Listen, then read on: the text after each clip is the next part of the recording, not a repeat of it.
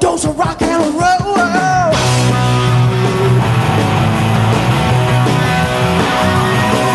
I chill every day, jail every night, practice till I do the thing.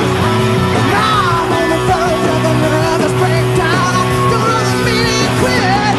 It's a great day. I like it.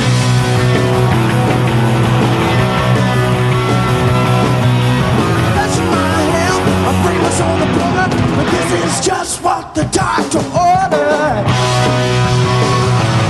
Yes, it is, baby.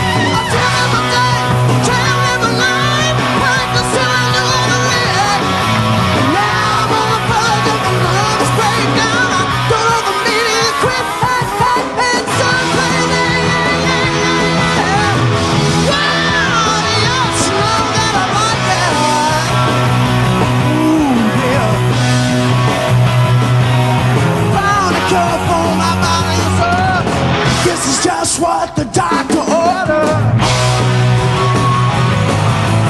You better believe it.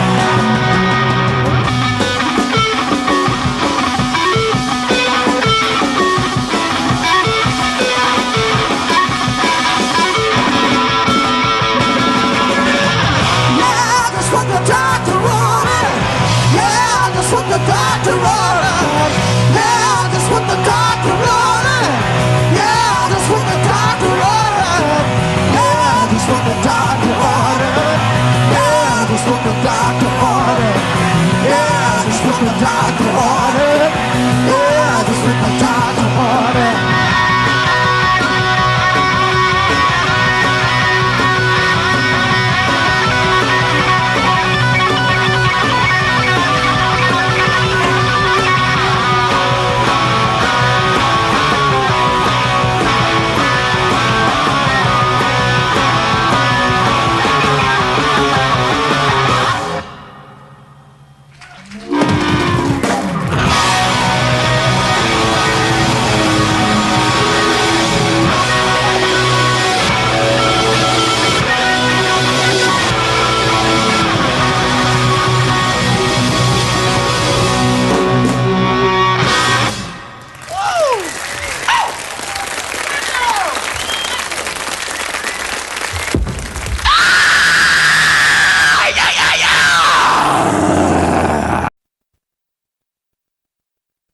Okay, this is Jimmy Jive, and you're listening to Motor City Rock Talk. Today, my guest is an iconic voice that originated out of the Motor City, starting back with some early bands that he played in the Detroit metro scene, probably most notably a band called Scott, went on to play with, of course, Ted Nugent. He also had success with several other projects. One of my favorites was St. Paradise, and of course, Whitford, St.Holmes. Yep. Anyway, like I said, that artist is none other than Derek St.Holmes. Derek, how you doing today, brother?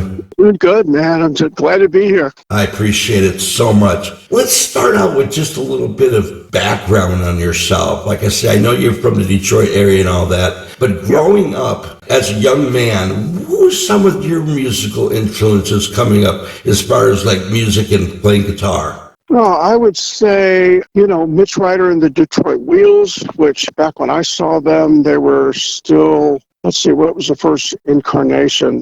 Billy Lee and the Rivieras. Oh, yeah. But I saw Jimmy McCarty play guitar, and then, people like this, the Rationals, watching Scotty play guitar and watching all those guys, that kind of got us going. And then, of course, everybody heard the Beatles, everybody heard the Stones. But to go around Detroit and see bands starting to perform live in a professional manner was, going to see MC5, Rationals, Stooges, all that same stuff everybody else says. But yeah, we were there, cross-legged like little kids sitting in front of them. We couldn't have been 15, 16. And then when Led Zeppelin got here, we all went down to see that. And gosh, we couldn't have been 17, 18. And I remember my band, Scott, as you aforementioned, we're a three-piece band out of Riverview and Trenton. The drummer and I were from Riverview. The bass player was from Trenton, Danny Ostrike, and the drummer, Brian Staffeld. And we got asked to open up for Black Sabbath. Really? Down at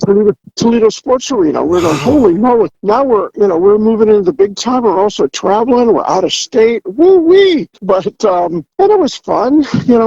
We got bitten by it all, and it was just uphill from there, man. We just wanted it more and more, so. And I know you guys obviously opened up several times for the Amboy Dukes. I'm assuming that's how, Ted himself was introduced to you. Yes. Let me ask you this, first of all. The name Scott, was there any significance to that? Yeah, we're always into English bands, and we kind of wish that we would kind of had a more English base. And so we all sat around and said, well, we can't call ourselves an Irish band. We can't call ourselves a Scottish band. Let's call ourselves Scott. It's like short for a Scotsman. And honestly, I think that's where it came from. And we just went, well, let's just call the band Scott. A dumber name we probably couldn't have come up with, but we stuck with it, and it served its purpose for as long as we needed it. And then we started opening up shows for Ted Nugent, and he had a chance to see me sing and play. And he actually, I think at one point, he wanted to hire the whole band. He wanted Scott to be his band. Then I went to rehearse with his group, and I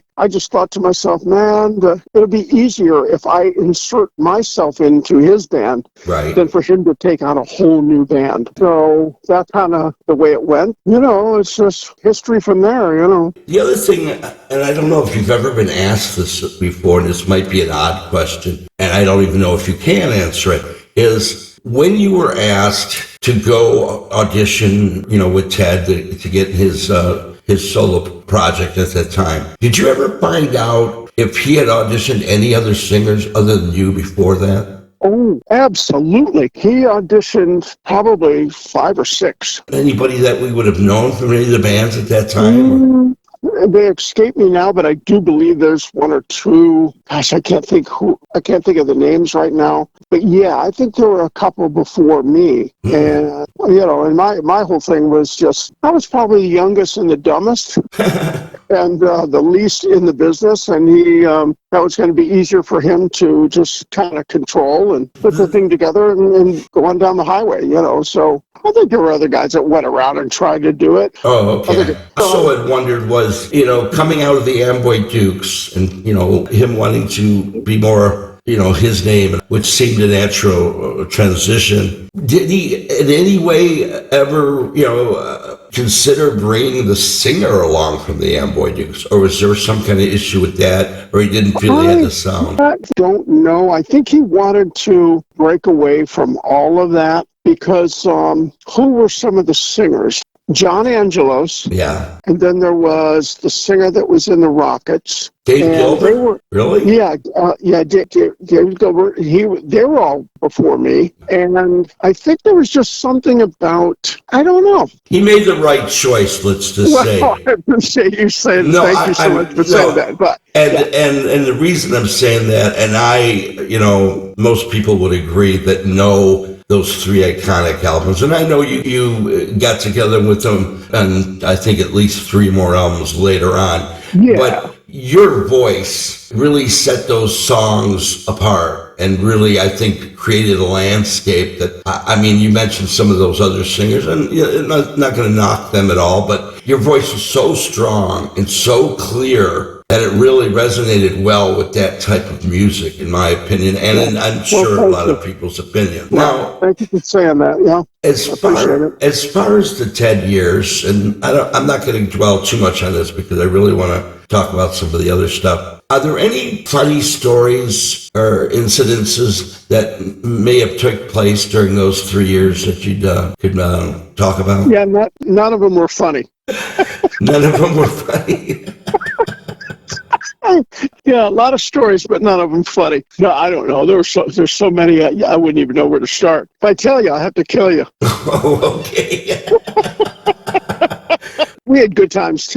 Ted's a lot of fun, man. He taught us a lot of things to have fun about. Then, in turn, we thought we were trying to teach him, fun things to do. He wasn't into some of the stuff we were into, but, he's never been a drinker or, right. Never dabbled in any of that stuff. And God bless him. I love that. Yeah. But we were young, dumb, and having fun. We just, we would do whatever we needed to get that adrenaline flowing, man. And we'd walk out there. Our biggest fun was going out every night like a football team, and we don't care who we're on tour with. Right. We don't care who's going to close the show. We're going to go beat them. We'll beat them. We'll be better than anybody on the show, and that's what we did.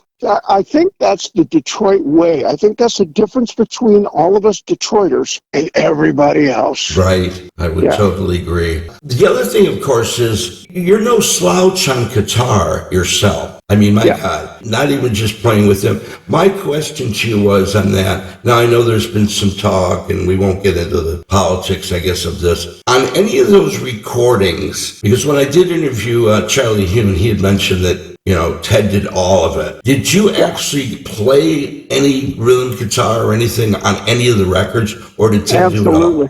Every one of them. Yeah. And there were a lot of things that I played on every song until there'd be a couple moments where Ted would go, "Ooh, I'm going to back that down," or "I'm going to replace what he did." And he wouldn't tell me anyway. And, it was called the Ted Nugent Band. Right. Whatever he wanted was fine. Since then, that all changed when I guess he gained more confidence in everybody and just let us play. Right. But yeah, I think a lot of that has happened with a lot of artists. So it's never good. That doesn't bother me. Let's move on a little bit.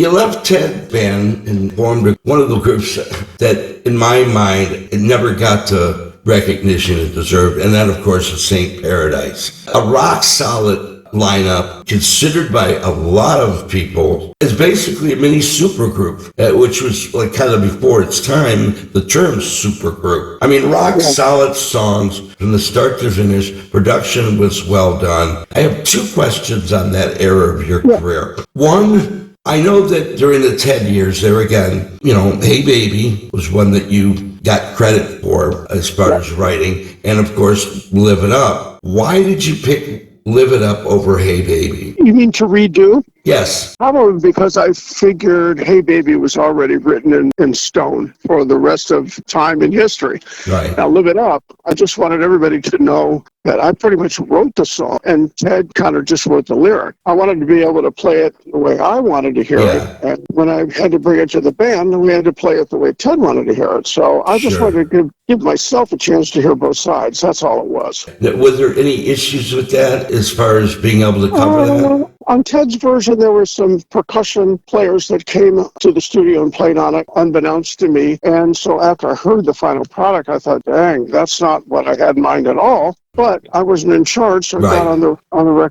record anyway. Right. So I thought, you know what, I'm going to right that wrong just for me. And that's why I redid it, and that's the only reason. No, what I mean by it was there any contractual issues in you covering that with a new band? Oh, no. We don't even have that trouble to this day. Oh, okay. Not Ted and I. Ted and I, we're spot on.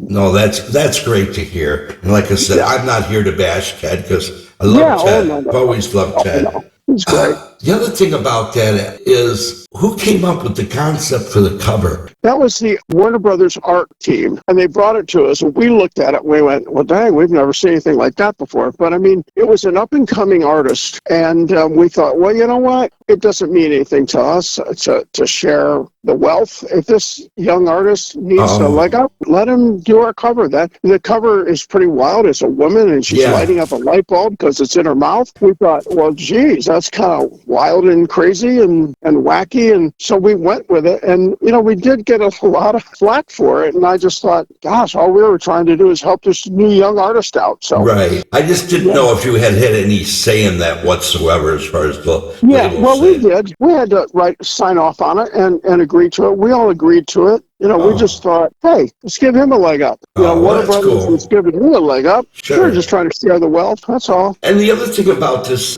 group and this album was, obviously on the album it's just the three of you, but when you played out live, because I found some live footage, there was a secondary guitarist who I am assuming was used to maybe fill out the sound live. Who was that guitarist? His name was John Corey, and he was in a band called Sky, which Doug Feiger was in, and he was in it. Another guy was in, and then Doug went on to be the Knack. Right. My buddy went on to play the piano, I believe, in the last 7 Who tours. John Corey's played piano with the Who. Oh, wow. So everybody I've ever played with has gone on to do really great stuff. That's incredible. Yeah. The other thing was, like I said, to me, it kind of blows my mind that it's such a strong album. The songs are all really tight, well written. They're a little bit less, I guess, in Ted's words, bombastic. But I think that's great. The songwriting is a lot more melody driven with the crunch of the hard guitar. Was that purposely done? Did you want to kind of lead in that direction? I think so. It's funny because when I was we did those 3 records and then we did the live album. When we finally got done and I got a record deal, I kind of thought I've already been in probably one of the most high energy rock bands in the world. So I wanted to bring it down a notch. And what was funny is when we finally got together, the record label and all the fans thought we were still going to be high energy wild. Right.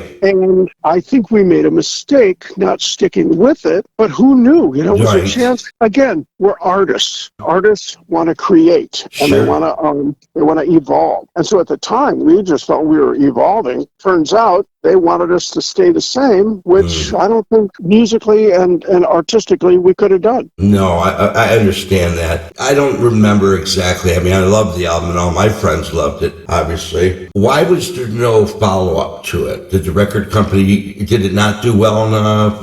Was St. Paradise? Yes. Yeah, there is a second St. Paradise. It's on the shelf at Warner Brothers. Oh, really? Oh, yeah. There were two. So is there any chance that'll ever come out or I don't know. I wonder. I have copies and I thought, I should probably just go ahead and put it out on iTunes and wait for them to come sue me.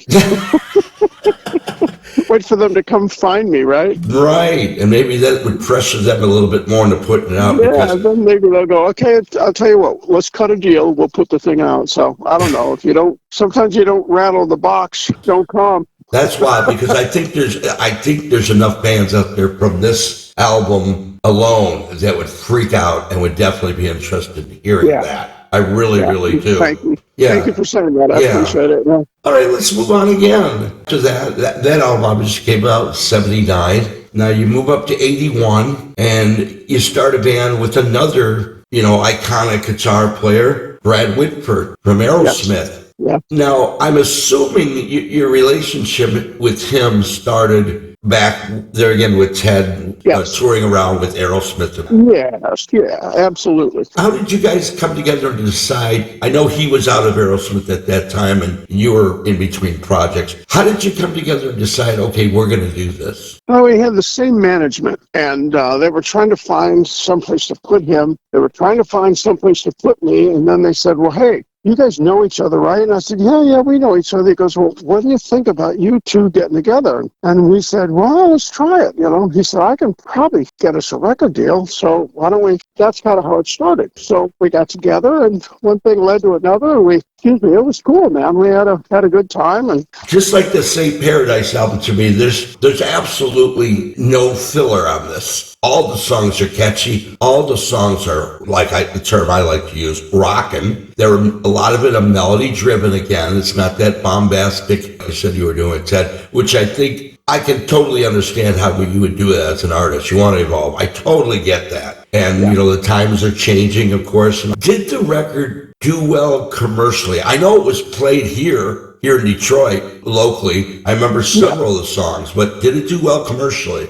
I think we did okay. Did you tour for it? Yeah, we did. I think it was timing. It was like just when we got all that started and went around, we're getting close to the end of the tour, Aerosmith decides to get back together. And at the same time, Ted called me and said, hey, I'm getting ready to go in the studio to do this album. Will you come and sing it? And Brad and I both went, well, yeah, let's go back and we'll do what we started. Mm-hmm. And Brad went back to Aerosmith and I went back and sang that album for Ted. And then he took off with Aerosmith and I did like a tour or two with Ted. And we just took us 40 years to get back together. Of course, that was the album just titled Nugent, right? Yeah. Yeah, the one with that was it. There again, the only song that got airplay off that was your song. I don't know if you wrote it or not. You wrote them all. You didn't have any input as far as the lyrics even? Yeah, he just wanted me to sing them. And I said, absolutely, I'll sing them. Well, there again, you were on that album, and of course you came back again on Spirit of the Wild, again on Shut Up and Jam, and there again, I'm not trying to take pot shots at Ted, but you're the far better singer. I know he had Brian Howell also sitting with him for a while. You're so much a better singer in everybody's mind, I think, than Ted. I don't know better or for worse or what, but I think everybody were great singers. They all did their job at the right time in history for him. I'm proud to have been part of it. He had, maybe 5 records before I joined the band, and after I joined the band, he had his first gold record. I must have brought something. Yeah, but the Amboy Dukes, as much as I enjoyed that, was nothing to the level that he took it on those first solo albums. None of that got to the level that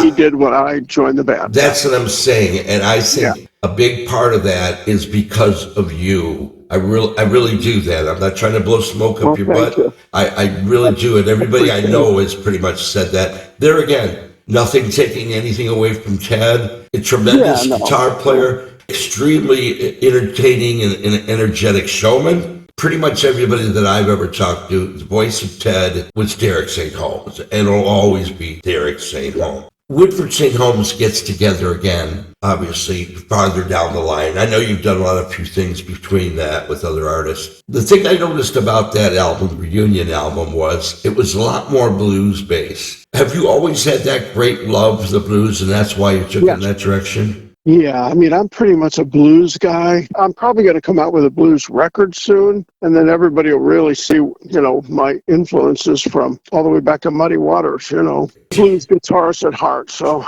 Right. I know a lot of guys are especially from that generation. Well, Derek, I know you're busy, so I'm not going to take up any more of your time. I really appreciate you taking the time out of your busy schedule to talk to me. Absolutely. No worries. I hope you have a really good rest of your day. Well, thank you for having me. I appreciate it. You bet. Thank you. Bye-bye. Take care.